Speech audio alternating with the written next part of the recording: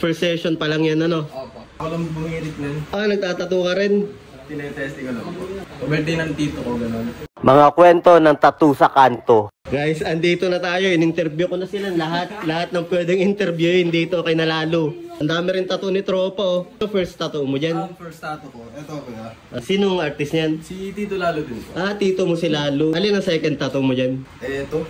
Sino na mga artist niyan? Tito Lalo din po. Lahat ng tattoo mo si Lalo? Ito po, tsaka ito. Ako lang bumirit nun. Nagtatattoo ka rin? Tinetesting ko lang po. Saan part pinakamasakit? Ito. First tattoo. Nagiliran talaga.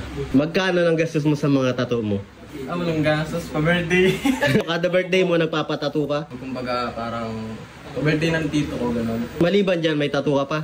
May full back ka pa rin, hindi pa tapos. Sinong artist dito? Tito rin po. Saan part pinakamasakit dyan? Dito. First session pa lang yan, ano? Opo. Anong reaksyon ng magulang mo nung nakita yung tattoo mo?